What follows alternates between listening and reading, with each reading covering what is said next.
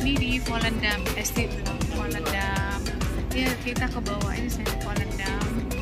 Beautiful. Beautiful.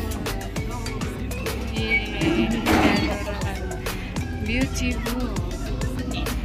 Turun. Wow. Ini.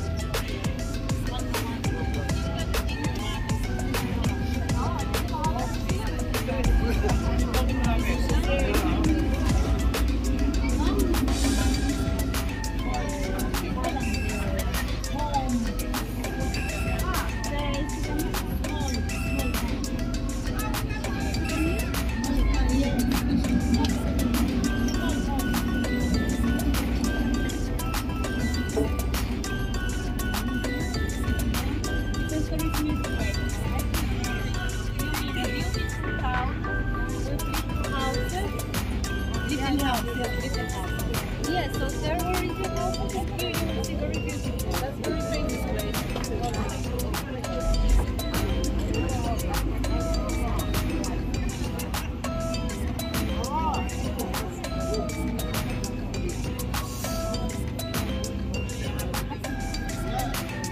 Masih mana-mana ada enakan.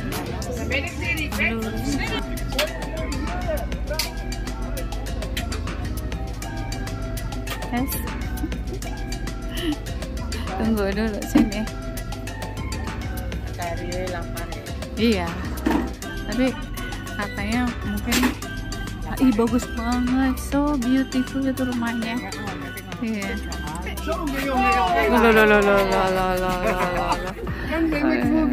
Iya. Volendam ini guys.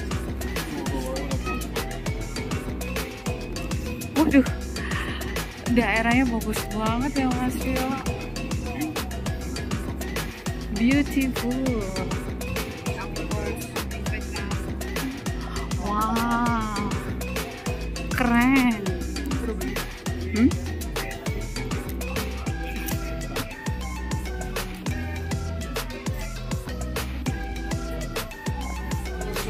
Are you afraid? Wow. Not the tension, it's the cheese factory. Don't be afraid.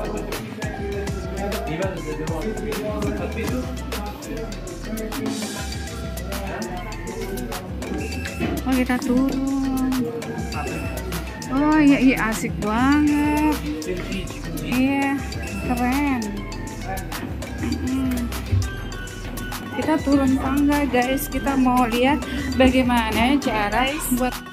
Kita di pabrik keju. Kita mau lihat cheese factory Volendam. Jadi kita duduk. Kita mau dilihatin cara membuat cheese. Maju sini loh sayang. Ya. Nah, ya, gitu. Ya, kayak kelas ya. Cara membuat keju, cheese making di Volendam, Nederland. Ya adikku, ini suamiku, dadah, Mas Tio, dadah. Ya. Nah, nanti akan diperagakan sebagai, oh ya di nanti tak kasih video ya. Cara bikin keju.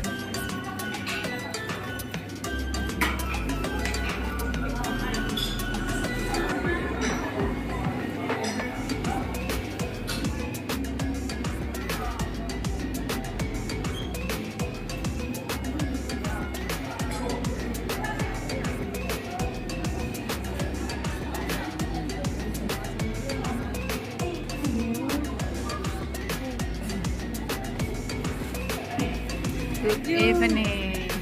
Yes. Good evening, everybody. Good evening. How's everybody feeling tonight? Happy. Easy. Cheesy. Okay, that's a great start. So, welcome everybody. Welcome here in our beautiful cheese factory. My name is Julian, and I'm going to explain to you guys how we make our beautiful homemade cheese, which is made with the famous Dutch Gouda cheese making recipe. Did you guys hear how I pronounce the word Gouda? You guys probably are familiar with terms as Gouda or Gouda or whatever. I'm here to teach you guys the right way of pronouncing it because you guys have been wrong. Sorry to break it to you. Yeah, here in Holland you pronounce the letter G as a. You know the sound of old Harley Davidson motorcycle make when you start it up? Exactly the same thing with the word Gouda. So when we go upstairs in a couple of minutes, and you guys want to try some Gouda cheese, you're not going to ask me Julian, you're going to have some Gouda, Gouda, because I'm not going to answer you then. Yes, Julian, can I have some? Gouda. Amazing, guys. You passed through your Dutch exams. Great. Hopefully he is wrong. So, the cheese making process starts inside of this container. Every morning the farmer adds 400 liters of raw fresh milk to the container. Then he's going to warm it up until it's 30 degrees Celsius, not Fahrenheit, Celsius. And once our milk is nice and warm, we are going to add this natural enzyme to the milk. We call it rennet. Rennet is, like I said, a natural enzyme that comes from the inside of the baby cow's stomach. Once we've added this to the milk, it's going to cause the milk to thicken up in a sort of pudding-like substance. And once our milk is starting to become nice and thick, we are able to cut it with these rotating knives. We do it for about 2 hours straight. After the 2 hours are over, you'll be left with a final product that looks like this. So what happened to our milk is that I split it up in 2 separate parts. First of all, we have the liquid part, which we call the whey. Second of all, at the bottom of the jar you see these are the white bits. We call them the curds. First I'm going to tell you guys a little bit about the liquid part, about the whey, because it is something that is very healthy. It's a very healthy byproduct of making cheese.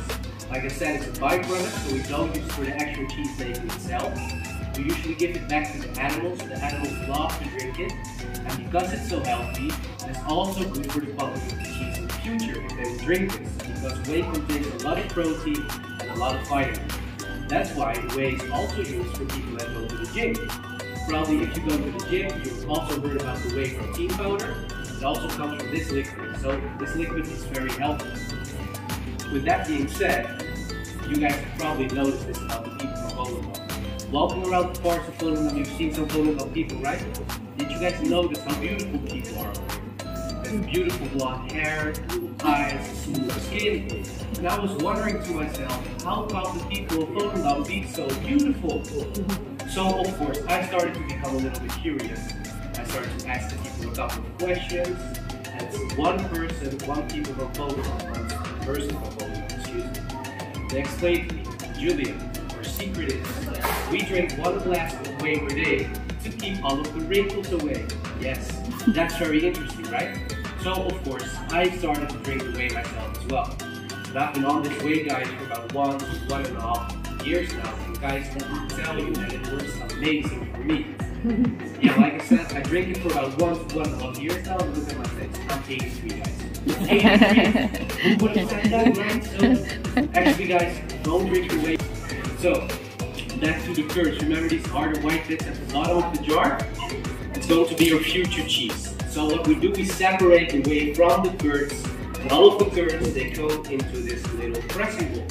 This pressing bowl contains 4 separate parts. First of all, of course, it has a lid. It has this little strainer sitting at the inside of the jar, the bowl, excuse me. It has this bowl to keep everything in place. And last but not least, we have this sticker sitting at the bottom of our strainer. And you guys have to see this as your license of making cheese. As your final product of making cheese, it will kind of look like a stamp. And without this stamp, you cannot sell your cheese. So it's very important to add this at the bottom of your strainer, okay? So now our bowl is filled up with the curds and of course the stickers at the bottom. Now we're going to bring all of the bowls to this pressing machine behind you. This pressing machine will press down very hard onto the cheeses for about 2 hours straight. So the curds on the inside will form and shape into a very nice round ball. After the 2 hours are over, we take the balls out and we bring them to the bath over there. That bath is called the salt bath. It will add a very nice and salty flavor to the cheese because this bath exists for 80% of water, 20% of salt. So you can imagine there's a lot of salt going in the bath that will add the flavor. Like I said, we leave it in there for about 1 day. Every 12 hours, we need to flip the cheese over because both sides of the cheese need to be full of flavor, of course.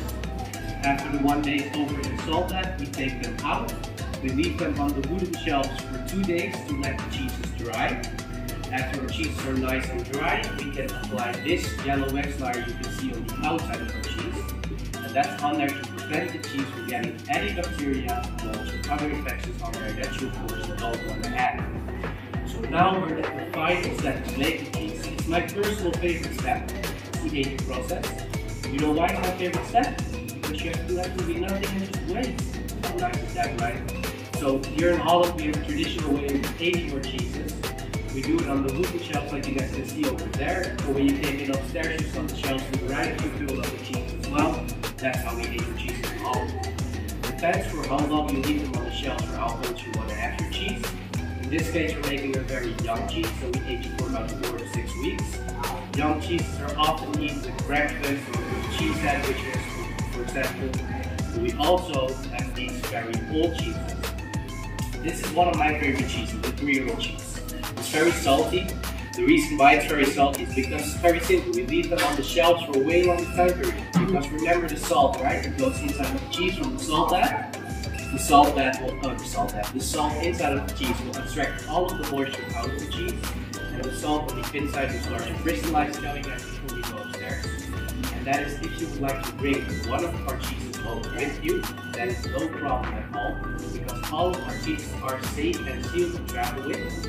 Only for the people that are traveling back to Australia, please pay attention. Because our homemade cheeses, they contain raw cow milk. The Australian customs won't allow you to bring any raw items from foreign countries back across the border. So that's why we don't advise you to bring our homemade cheese with you. So now the fun part of this haul will begin. I'll stop talking, finally. And you guys can go upstairs and try all of the cheeses for yourself.